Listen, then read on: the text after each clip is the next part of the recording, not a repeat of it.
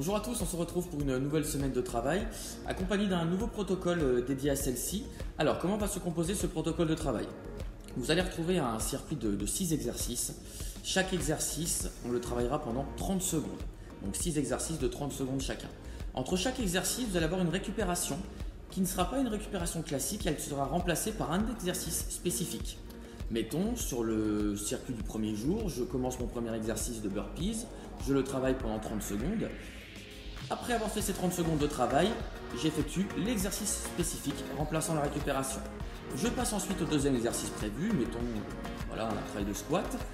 J'effectue mes 30 secondes de squat, je repars ensuite sur l'exercice spécifique remplaçant la récupération, etc., etc. Pour cet exercice spécifique, qui va encore une fois remplacer la récupération, vous allez retrouver 3 niveaux de difficulté. Pour le niveau débutant, vous allez travailler pendant 20 secondes. Pour le niveau intermédiaire, le travail sera de 30 secondes. Et enfin, pour le niveau avancé, vous allez travailler pendant 40 secondes. Quand vous aurez effectué le circuit, ça fera un tour. Je vous conseille d'effectuer 2 tours de ce circuit. Et pour les plus motivés, vous pouvez même effectuer 3 tours de circuit. Pour ce second jour, l'exercice spécifique remplaçant la récupération sera du gainage ventral. Ok, ça maintenant on va passer au gainage ventral dynamique. Tu vas pouvoir te placer en position de gainage, les coudes soulèvent les épaules, on va se mettre en appui sur la pointe de pied.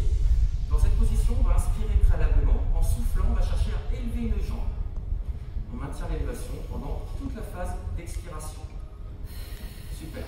On évitera de trop lever la jambe pour instaurer du stress vertébral. On relâche au sol en inspirant.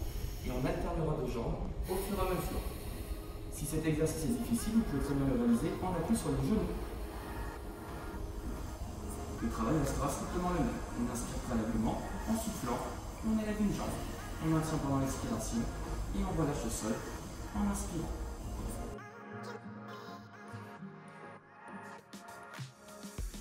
Ok, Christelle, on se retrouve maintenant pour les ouvertures de hanches. On va démarrer en position de gainage ventral, bras tendus, avec une jambe sur le côté.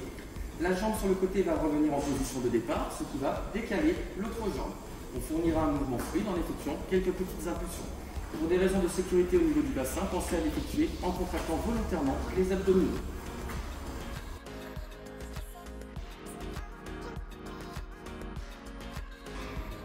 Très bien, donc quand elle descend, vas-y, restons là, top. À le poids du corps sur les talons, les pointes de pied peuvent être décollées.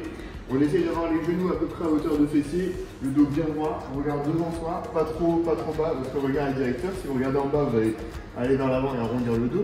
Si vous regardez en haut, vous allez vous abîmer les cervicales. On remonte et refait l'exécution doucement.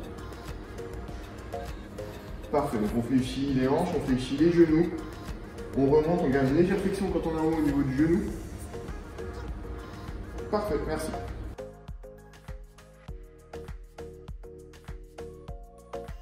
Ok Christelle, maintenant on va passer au travail de planche. On va travailler sur une jambe.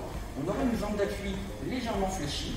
En inspirant, on va aller chercher une posture d'élévation de jambe, abaissement de buste, alignement des bras avec le buste. Très important, on reste avec l'alignement tête-buste et on maintient la posture pendant l'expiration. J'ai terminé de souffler, je vais revenir en position de départ, je repose le pied au sol et on changera de jambe à chaque mouvement. 2 niveaux de difficulté. Si vous êtes très à l'aise, on utilise les bras. Si c'est difficile, on ne travaillera qu'avec la jambe qui partira en élévation, mais toujours dans le respect de l'alignement et cette flexion sur la jambe d'appui.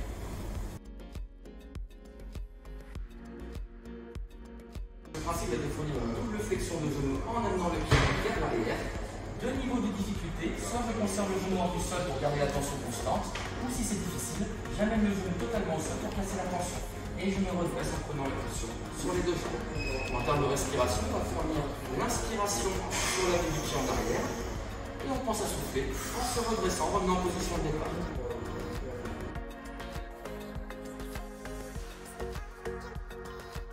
Un exercice très intéressant. Par contre, écoutez bien les consignes parce que l'exécution du mouvement est importante. Donc on va mettre notre pied droit sur la chaise, s'il te plaît. Parfait, on va avancer un petit peu le pied gauche. Très bien. Et donc là, on va essayer de descendre du coup en fléchissant le genou avant, en gardant le dos bien droit, on regarde devant soi et on remonte.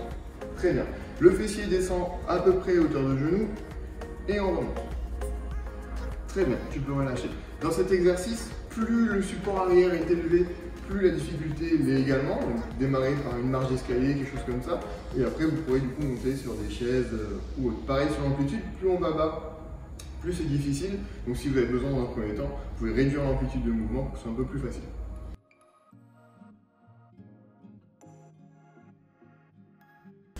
Ok Christelle, on va poursuivre avec un exercice abdominal. On va partir sur ce qu'on appelle le Russian twist. On a les pieds au sol, une petite inclinaison de buste à fournir très modérée. Je vais ensuite amener la bouteille de chaque côté, tout en gardant le buste un maximum fixe, uniquement un mouvement des bras. Si on est très à l'aise sur le mouvement, on peut se permettre de décoller les jambes pour effectuer l'exercice. Toute l'équipe du XP Club vous souhaite bon courage pour votre séance.